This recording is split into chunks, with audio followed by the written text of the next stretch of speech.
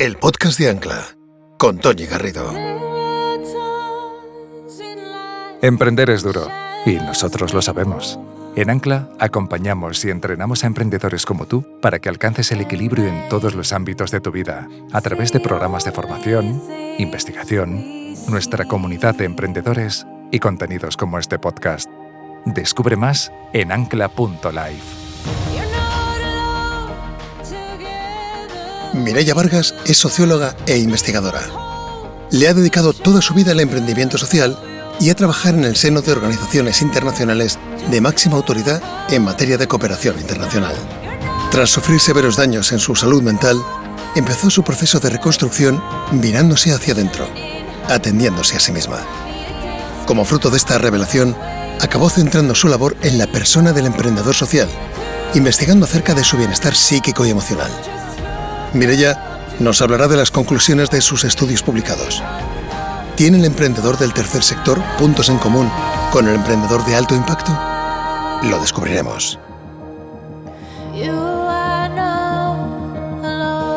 Querida Mireia, sé muy bienvenida al nuevo capítulo del podcast de Ancla. Estoy feliz de que estés aquí. Has tenido la gentileza de acompañarnos, de estar con nosotros, tú que viajas y tienes una vida movida. Y te lo agradezco muchísimo que estés aquí para compartir tu testimonio. Encantada, Toña, y agradecidísima a Ancla Life por esta oportunidad, y la verdad celebro toda la iniciativa porque nos da la oportunidad de reflexionar sobre el tema de bienestar personal y organizacional que es tan importante, ¿no? Pues vamos a empezar a hablar de tu historia. Tú naciste en Florida en 1960, tu padre era aviador, tu madre era ganadera, naciste allí por la explosión de tu padre, pero te criaste en Venezuela. Y fuiste a un colegio católico desde chiquitita y desde pequeñita pues tuviste una vocación de servicio a los demás. Desde los 12 años que empiezas a ayudar, te das cuenta pues de que tu objetivo vital es salvar el mundo. Cuéntanos cómo empezaste, cómo fueron esos comienzos y cómo luego lo fuiste desarrollando. Bueno, yo creo que eso empezó en mi casa. Yo creo que mi abuela era realmente una persona generosa y dedicada a ayudar a otros, y creo que eso fue como un modelo que todos de alguna manera seguimos, y especialmente yo porque tenía como una afinidad muy particular con mi abuela materna. Y desde entonces empecé a estudiar en un colegio católico de las hermanas dominicas misioneras.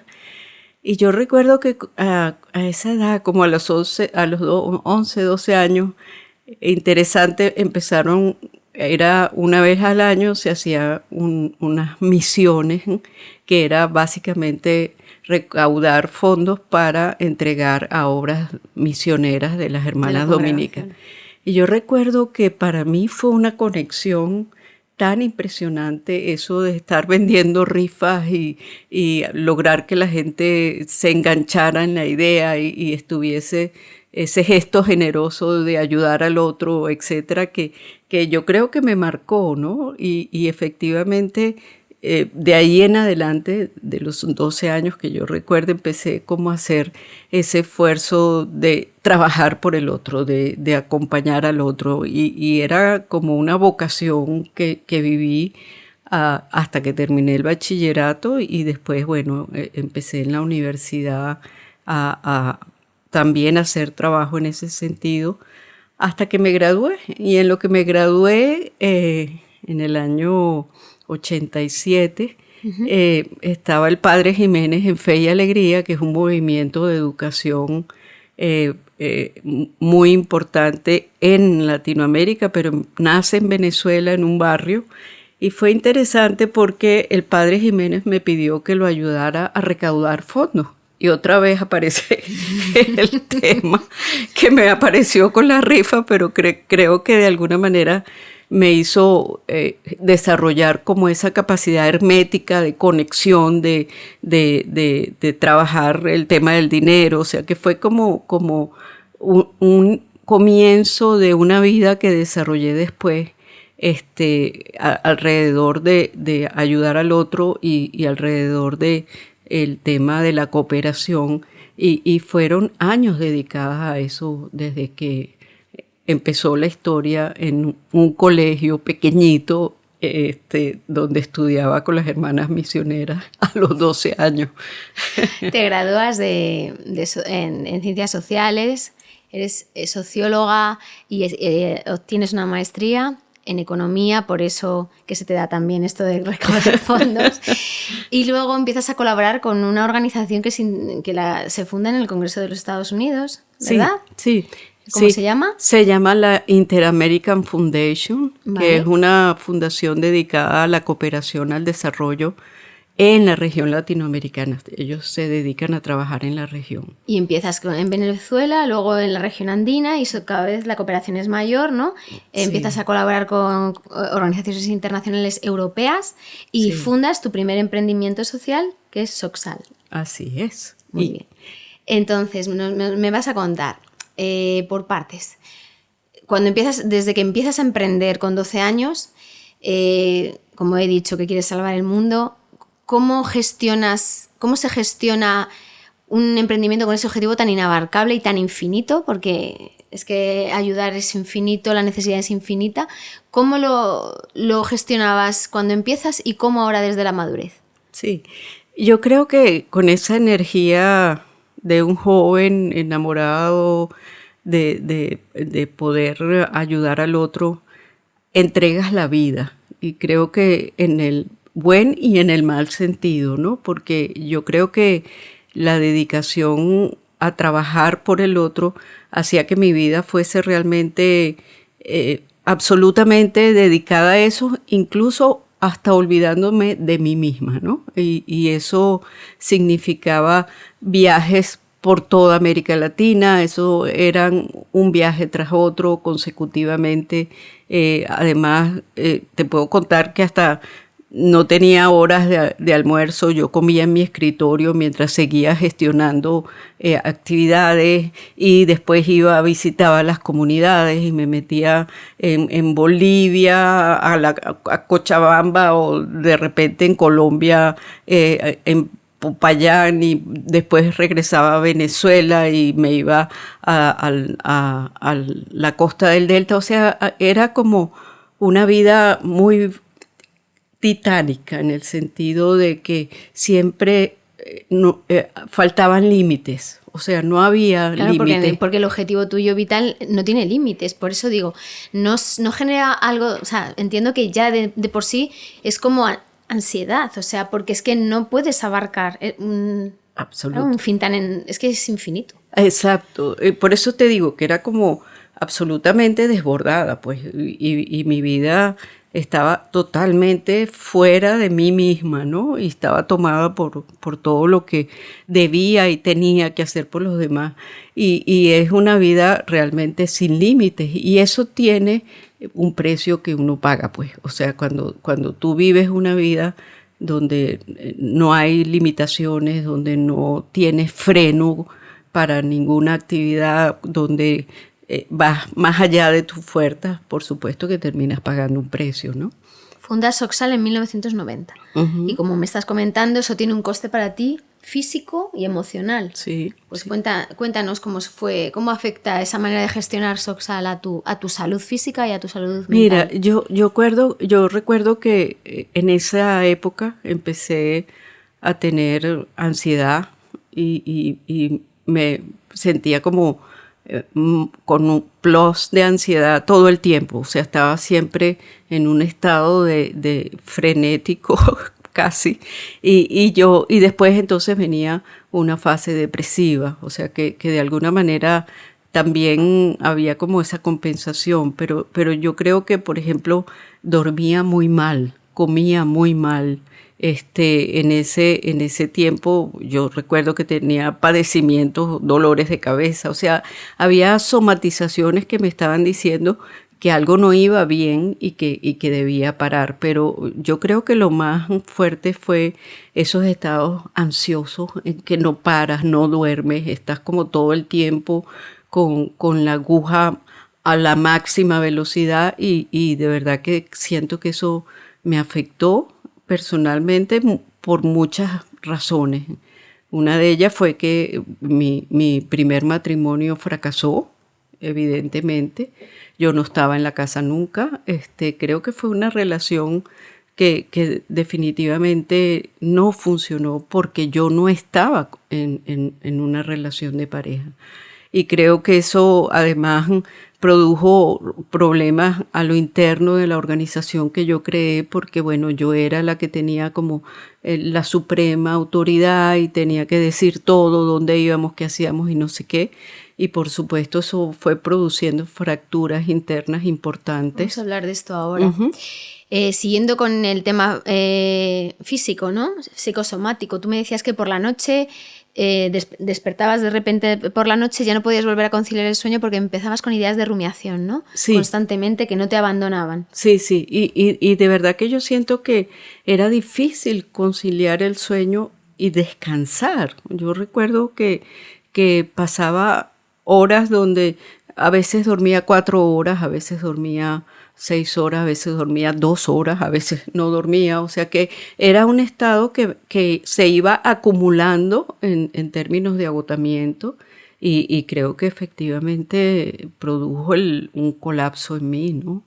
El estómago también me dijiste que te padecía cuando ir las taquicardias, ¿no? Sí, sí. Arritmias. Absolutamente. O sea, todo lo que tú puedas hacer como un checklist de un cuerpo muy maltratado y yo creo que, bueno, absolutamente llegué a tener incluso hasta pánico, ataques de pánico, en el sentido de sentirme atemorizada o sentirme amenazada. Sin saber el por qué, ¿no? Como se ha contado muchas veces en el podcast de Ancla. Miedo no saber a qué, ¿no? Pero sentirse... Eso, pero sentirte amenazada en estado de alerta, porque es que vivía en estado de alerta. Porque el estrés es un estado de alerta. Así es. Entonces, en Socsal, tras 20 años de trabajo durísimo, te ves de repente en una situación que es inmanejable y te ves obligada a tener que cerrar tu propia creación, ¿no? Tu propia organización.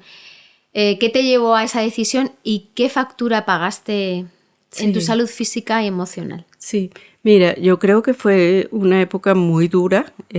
Tuvimos realmente que enfrentarnos los miembros de la junta directiva y con muy mal sabor, porque, bueno, yo había puesto todas mis ilusiones en esa organización y como hacer el bien justificaba todo, entonces no, de alguna manera tampoco fui capaz de ver esas contradicciones que se producían internamente. En la organización. En la organización. Entonces, bueno, claro, llegó un momento en que no era posible continuar con Socsal y fue muy doloroso. Realmente fue como una sensación de duelo o de pérdida profunda, porque bueno, realmente fue un espacio de creación, un espacio de trabajo donde realmente pudimos llegar a muchos países haciendo mucho esfuerzo de acompañamiento, de fortalecimiento de capacidades organizacionales de estas organizaciones que trabajaban en temas de desarrollo, y de repente te das cuenta, descubres que, bueno, lo humano pesa, ¿no? Entonces esas relaciones humanas internas mal gestionadas produjeron la ruptura. Y bueno, yo creo que fue necesario y hubo que hacerlo.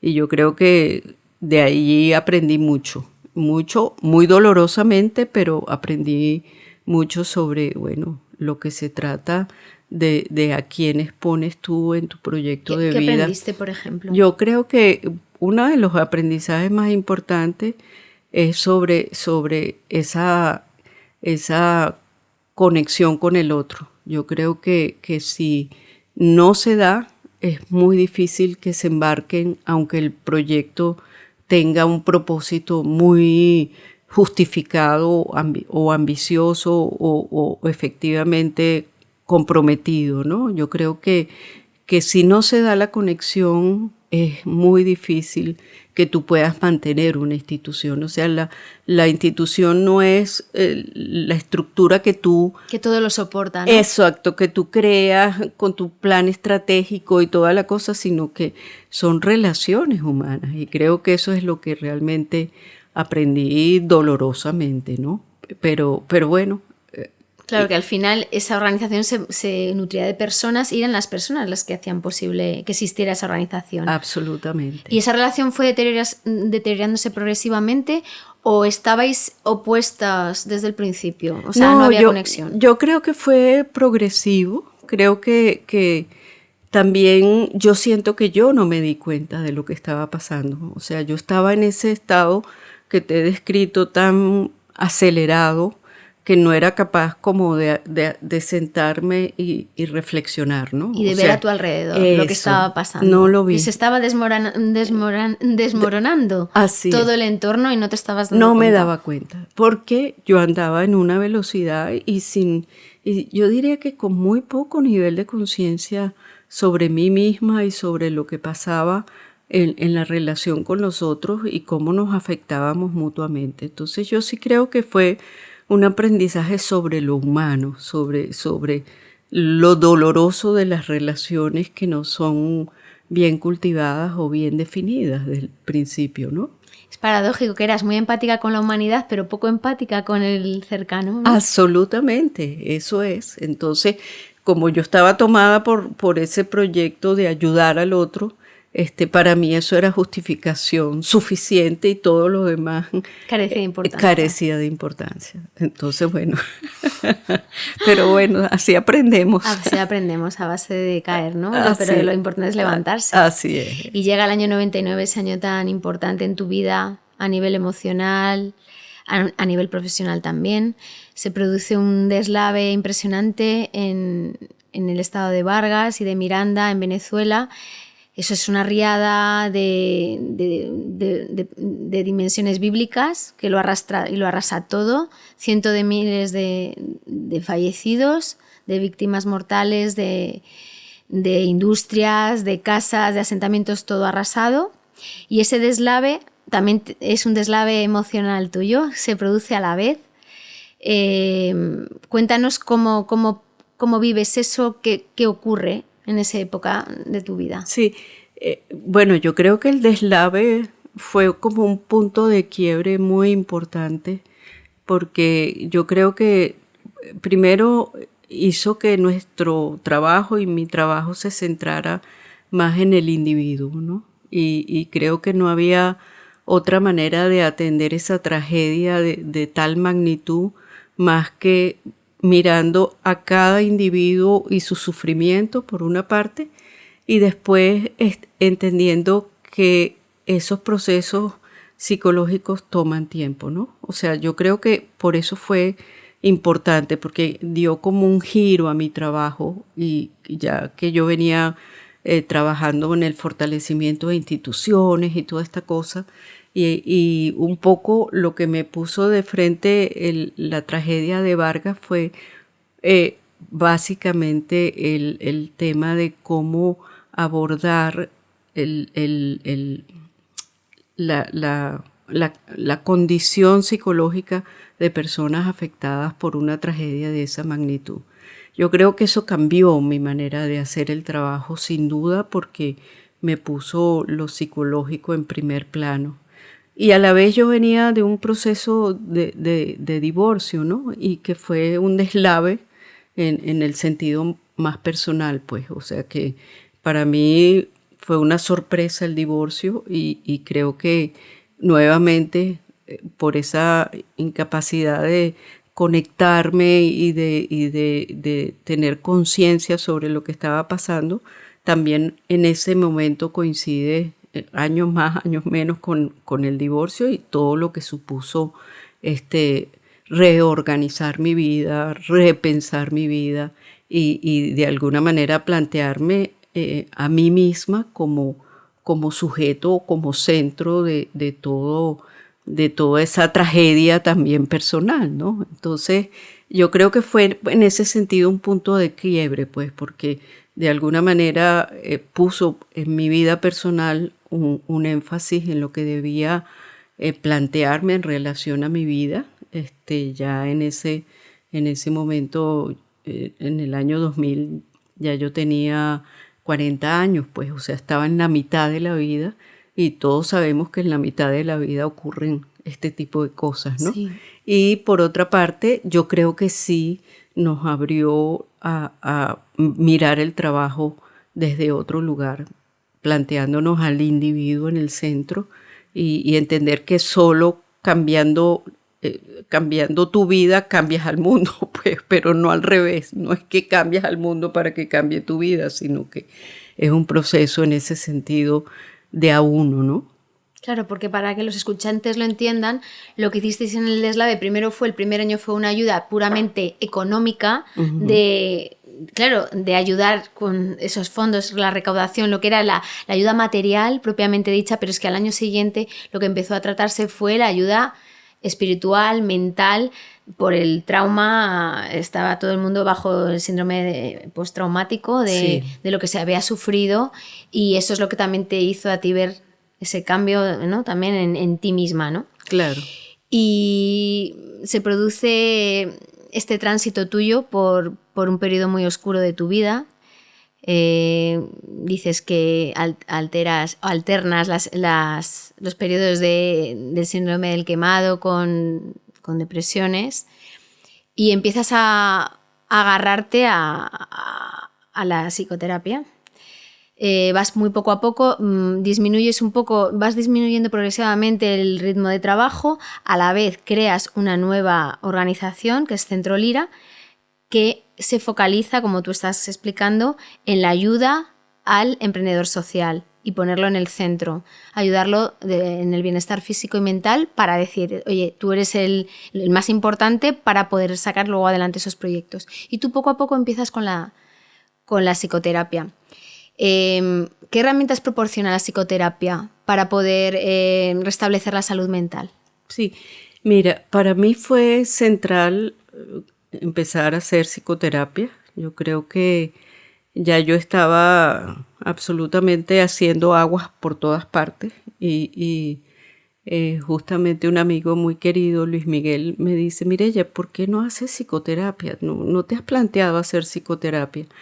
Y efectivamente empecé a hacer psicoterapia y creo que fue muy importante para comenzar a comprender con más conciencia mis complejidades, mis sombras, mis desconexiones emocionales, todos estos elementos que creo que estaba como viviendo en ese periodo oscuro, en ese descenso al Hades, como lo quieras llamar. Pero la psicoterapia lo que te permite es tener a alguien con quien dialogar sobre esas tragedias de la vida y tener esa posibilidad de generar alguna reflexión sobre lo que te está pasando, ¿no? Y un poco creo que ese esfuerzo de verme a mí misma fue muy importante para poder empezar a actuar en algún sentido, ¿no? O sea que yo creo que la psicoterapia lo que te brinda son herramientas para que tú puedas tener capacidad de reflexionar sobre ti y trabajar sobre esos aspectos que son más inconscientes o difíciles de ti mismo, ¿no? Y creo que sentarte sistemáticamente con un psicoterapeuta y de alguna manera tener ese diálogo y esa comunicación te ayuda. A mí me ayudó. ¿Y cómo trabajan ellos? ¿Cómo es esa práctica? Para los que no han probado la psicoterapia, ¿cómo trabaja el psicoterapeuta con el paciente? Sí, mira, yo asistía a psicoterapia junguiana, que es una rama muy especial, y básicamente lo que haces es que tú trabajas. Hay distintas disciplinas. Tú puedes hacer gestal, tú puedes hacer psicoanálisis, tú puedes hacer terapias lacanianas. O sea, hay muchas escuelas de psicoterapia, ¿no? Sí, yo te entendí como que al principio hacías psicoterapia y luego te inclinaste por la psicología junguiana, sí, ¿no? Sí, así es. Entonces, ¿cuál es la diferencia? Sí, mira, yo creo que la primera parte de mi psicoterapia fue muy centrada en, traer a la conciencia las cosas que no veía, pues, y básicamente eso que hemos estado como conversando antes, ¿no? En relación a el maltrato a mi cuerpo físico o la dificultad de dormir o cosas como muy concretas. Con la psicoterapia junguiana lo que hice fue un proceso de más largo plazo y allí básicamente lo que hacíamos era en ocasiones sentarnos, el psicoterapeuta mío, que era el doctor Rafael López Pedraza, que en ese momento tenía casi 80 años, o sea que era como una persona, además un viejo sabio para mí. Teníamos sesiones semanales y yo trabajaba mis sueños. Entonces, si no soñaba, hacíamos simplemente conversaciones sobre cómo estuvo esto, cómo hiciste, o sea, un poco sobre tu propio proceso, ¿no? Para mí fue muy importante porque yo sí traía sueños a la psicoterapia, entonces mi trabajo... Lo recordabas, ¿no? Exacto, mi trabajo estaba muy centrado sobre esas imágenes y sobre lo que traía el sueño. Pero normalmente tú en psicoterapia lo que haces es que tienes un diálogo sobre cómo te sientes y lo que son las lecturas de lo que te pasa en la vida, y creo que desde allí empiezas a trabajar con conectarte con esos aspectos. ¿Y las conversaciones son dirigidas, las dirige el psicoterapeuta o tú llegas a la conclusión? O sea, ¿es guiado? Sí, mira, normalmente en la conversación se va dando un poco la reflexión. Al final de lo que se trata es de que tú generes una capacidad de reflexionar. Y llegas tú a reflexionar tú mismo. Sí, así es. No es que el psicoterapeuta te brinda una interpretación que tú asumes, sino que es como construir sobre tu propio proceso, porque al final, si no está el psicoterapeuta, tú vas a seguir haciéndolo igual, ¿no? Entonces es como un aprendizaje o casi que un entrenamiento sobre tu propia vida para que tú puedas tener como esa capacidad de reflexión sobre las cosas que te pasan, despierto o dormido, ¿no? Entonces, pero para mí el aprendizaje más importante fue sobre las imágenes y sobre la conexión con mis emociones. Yo siento que hasta ese momento yo tenía una vida muy desconectada de mis emociones, y creo que el trabajo también estuvo muy centrado en cómo conectarme con mi vida emocional. No que fuera solo cabeza, sino que fuera corazón. O sea, que no toda mi vida girara alrededor de las ideas y cómo implementarlas y todo ese tipo de cosas, sino que la parte emocional también contara para la vida, ¿no? Y creo que eso fue muy importante para mí. Sí, porque eso es un tema que se ha hablado de forma muy recurrente en los podcasts. Cuando se actúa de modo automático, tú no te escuchas, no pones oído, no, eso lo dejas dentro y claro, al final sale todo eso que se ha quedado dentro, es lo que te produce el quiebre, ¿no? Así el no es. escuchar. Y Así al final es. lo que haces es conectar y reconectar con tu interior y saberlo hacer, ¿no? Así es es. una técnica para poder saber escuchar y saber llegar a conclusiones de por qué ocurren las cosas o por qué actúas de una manera determinada, ¿no? Supongo. Claro, así es. Y sentir, yo diría que sentir es muy importante también en ese proceso, ¿no? O sea, permitirte sentir, ¿no? Así es. Pues gracias a todo esto se produce en ti un florecimiento, ¿no? Creas Centro Lira con una nueva socia con la que tienes una relación personal estupenda, o sea que esas heridas de antiguos directivos de tu antiguo emprendimiento se sanan y se curan y aprendes a hacerlo y sanas también a nivel emocional y vuelves a enamorarte y te casas. Y sigues casada, con lo cual es un matrimonio de éxito, de amor. Entonces, esto significa que esa terapia funciona, sí, en ti funciona, y pones, como hemos dicho, el objetivo en el emprendedor social. Entonces, comienzas a hacer muchas investigaciones, ¿no? De la mano de Wellbeing Project, ¿no? Y también con la Universidad de Stanford de CI, ¿no? Uh-huh. Y si haces una serie de estudios y se ha publicado uno recientemente cuya coautoría pertenece a BitLab, al Laboratorio de Innovación Social del Banco Interamericano de Desarrollo y a The Wellbeing Project. Se llama El Factor Invisible. Uh-huh. Vamos a hablar de este estudio. Me gustaría que nos contaras cuáles son los paralelismos que habéis encontrado entre el emprendedor de alto impacto y el emprendedor social respecto de sus disparadores. Sí, oye, esos dos estudios que los hicimos prácticamente en el último año han sido muy reveladores y yo creo que sí nos muestran una diferencia importante.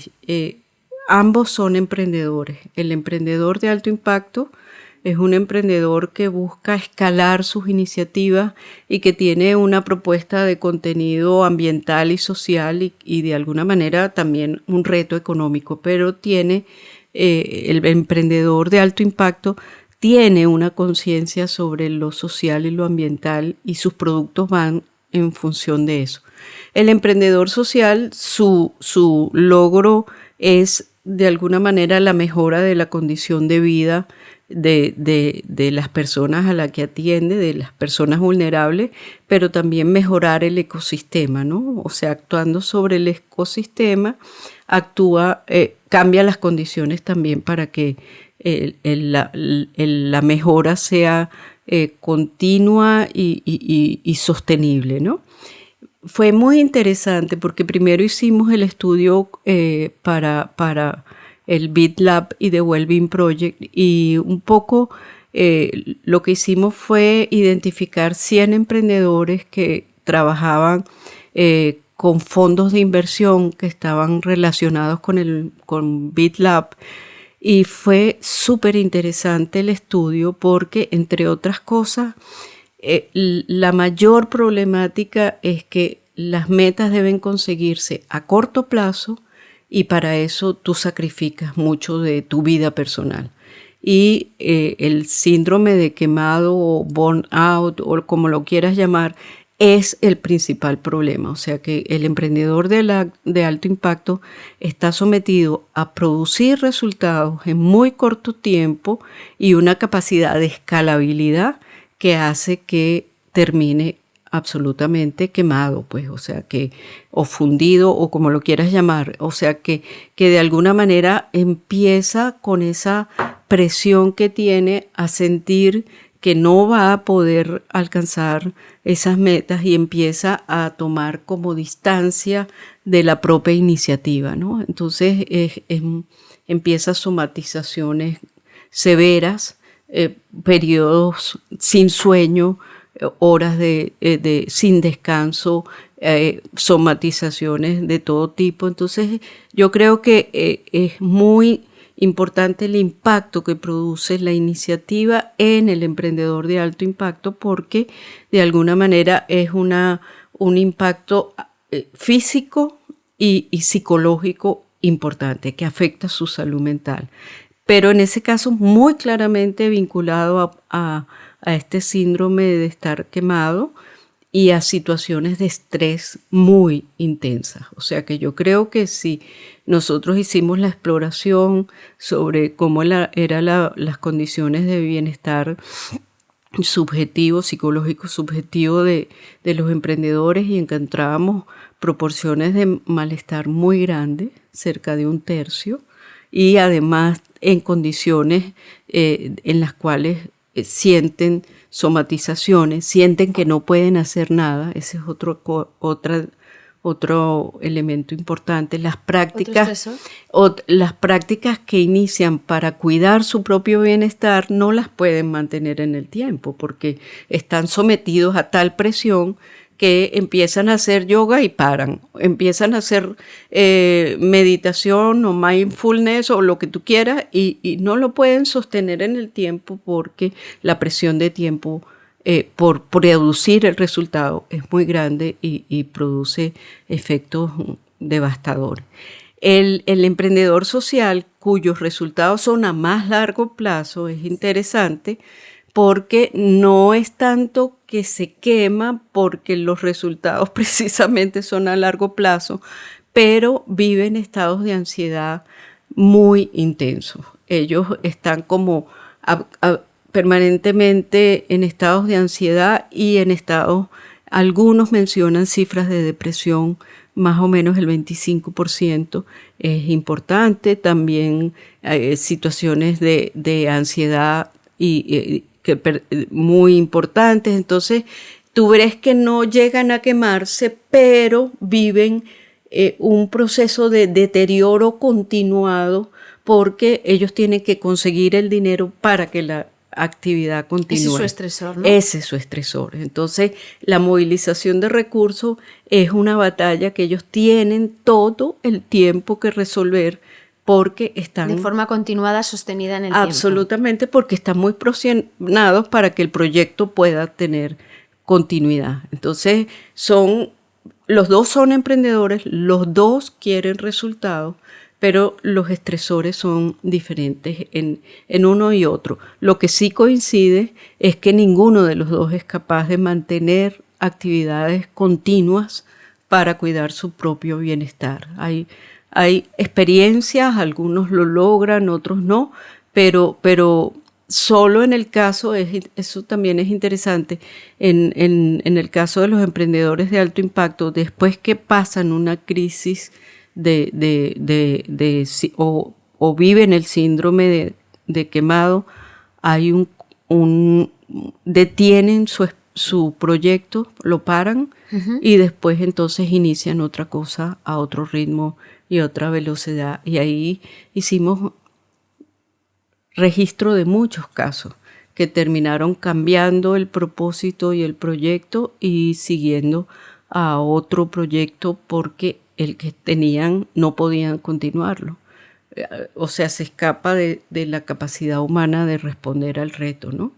Entonces, interesantísimo.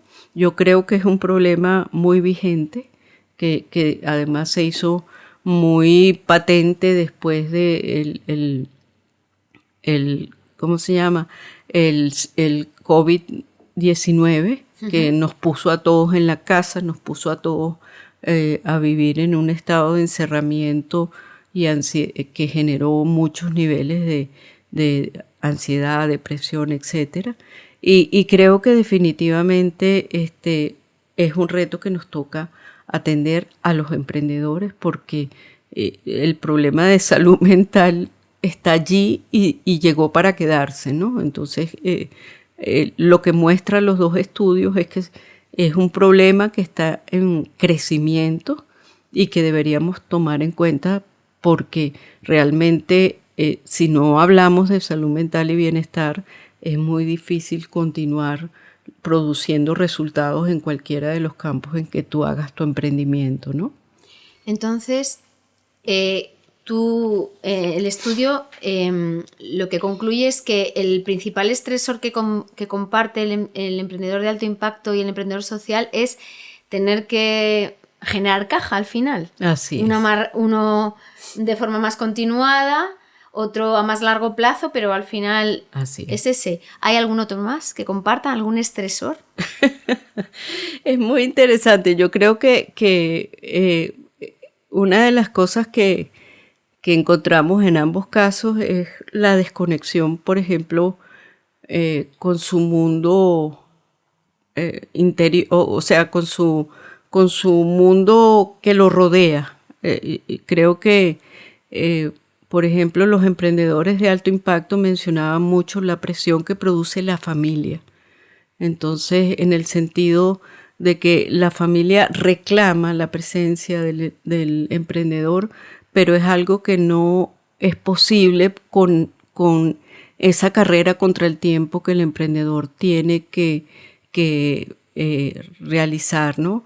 Y siente, yo creo que muchos de los que mencionaron en el estudio tenía que ver con la pérdida de afectos importantes o rupturas familiares o pérdida de los amigos.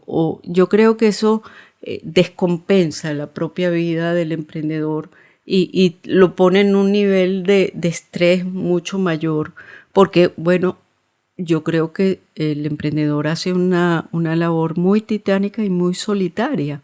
Uh-huh. Entonces creo que ahí hay un elemento de desconexión entre el trabajo y las relaciones afectivas del emprendedor, y eso también es un generador muy importante de conflicto y Claro, porque le aísla todavía más. Exactamente. Si ya la tarea de emprender es muy solitaria, así es, muy poco además comprendida y entendida, así es. si te aíslas de tu núcleo afectivo, estás todavía más solo, claro. Estás todavía mucho más solo. Eso es muy importante. Y en el caso de los emprendedores sociales, yo sí creo que el tema del dinero es crítico. Y crítico no en el sentido solo de conseguir los recursos para el propio proyecto, sino la desconexión con el dinero produce mucho, es un estresor muy importante, porque a diferencia del emprendedor de alto impacto que sí sabe sacar las cuentas y sabe de número, el emprendedor social es un tema absolutamente ciego para él. Entonces no hay dinero para el fin de mes, no hay dinero para pagar las deudas, no hay dinero para cubrir las necesidades de la familia, no hay dinero para un seguro médico y de vida. Entonces hay tantos elementos alrededor de esa complejidad del dinero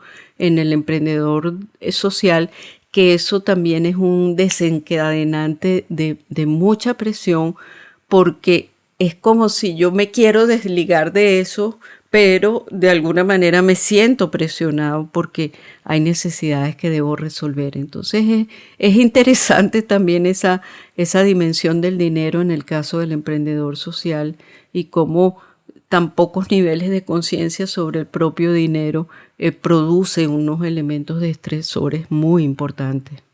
¿Quieres decir conciencia en el sentido de no saber qué dinero estás gestionando o que no sabes gestionarlo? ¿A qué te refieres? Que no sabes qué dinero estás gestionando, pero tampoco sabes qué dinero, cómo lo gestionas, ¿no? Entonces, no es solo el conseguir el dinero, sino el mal manejo del dinero. Y eso produce unos disparadores de tensión muy importantes y muy inconscientes en el caso del emprendedor social. Sí, el estudio es fascinante. La verdad es que encontramos realmente en esa exploración muchas pistas para entender un poco cómo es el tema de salud mental y bienestar en los emprendedores, y de alguna manera claves para entender cuáles son las cosas que deberían trabajarse para poder entender lo que está pasando, ¿no?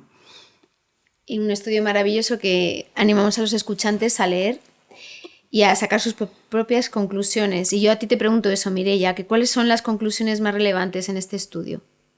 Yo diría, uno, efectivamente hay problemas de salud mental y bienestar en los emprendedores de alto impacto y los sociales. O sea, esa es una conclusión, no es que es un tema que no aparece o que no, hay problemas de salud mental y bienestar. Yo creo que además en cifras que son importantes reconocerlas. Yo diría que la segunda cosa es que hay disparadores que hay que considerar cuando hablamos de velocidad o cuando hablamos de recursos o cuando hablamos de... Hay elementos que son prevenibles de alguna manera. Y yo diría que también otra cosa que arroja el estudio, ambos estudios, es la poca consistencia del cuidado personal de los emprendedores, tanto sociales como de alto impacto, y cuán importante es que ellos desarrollen alguna práctica.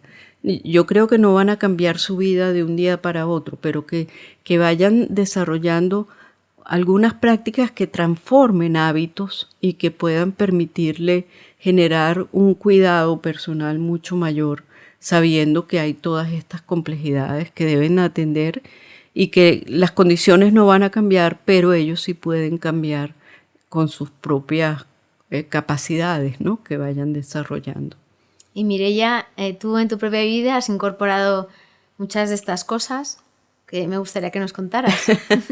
Sí, efectivamente, desde hace mucho tiempo empecé a a trabajar en cómo conectar con mi propio cuerpo, ¿no? Que era como, yo era mucha cabeza y poco cuerpo. Entonces, desde hace mucho tiempo hago yoga y eso me ayuda. Cuando estuve en Stanford empecé un grupo de yoga que continuó virtual por lo de la pandemia y seguimos haciendo yoga. Ya tengo 5 años haciendo yoga Kundalini, entonces me ayuda mucho en la concentración, en la conexión con el cuerpo, en el moverme lentamente y creo que eso ha sido muy importante para mí, ¿no?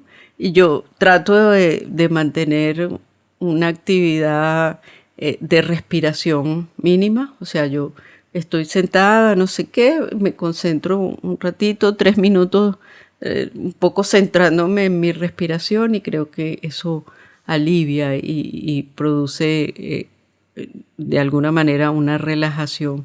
Y yo diría que como cosas importantes, creo que amo la fotografía, la hago y dedico más tiempo a cosas relacionadas con el ocio.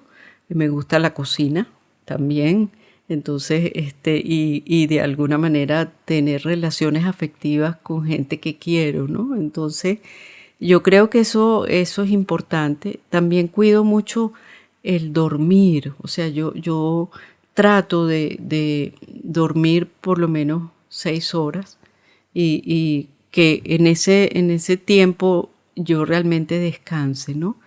Y bueno, las caminatas diarias por Madrid que sin duda me encantan. Es muy agradable. Sí, Madrid para exacto, caminar. y las cosas que uno hace, pues, pero en el trabajo, la pasión por seguir trabajando en lo que hago. Entonces, creo que es como una combinación de ámbitos de mi vida, pero que sin duda hacen que efectivamente esté en otro nivel de bienestar realmente. Y en compensación. Sí, y mantenerme curiosa. Yo creo que seguir con mi curiosidad, leyendo, revisando. Escribiendo, que te gusta mucho. Escribo, claro, estoy escribiendo, leo mucho, o sea, las cosas que al final le dan placer a uno y que hacen que la vida valga la pena vivirla. ¿No? Así es. Mireia, pues hemos llegado casi al final de la entrevista y te voy a hacer la última pregunta, la que hago siempre. Si Mireia adulta encontrara a la pequeña Mireia por la calle, ¿qué le diría? Yo creo que le diría gracias. Gracias porque creo que me hizo transitar la vida que he transitado y desde esa cosa de ayuda tomada por ese espíritu que fue transformándose, pero empezó allí. Entonces yo creo que simplemente le agradecería, le diría gracias por la vida que hemos construido. Bonitas tus palabras, Mireia. Ha sido un placer tenerte aquí, escucharte y te deseo mucha salud y mucha suerte. Gracias, Toña, encantada. Igualmente.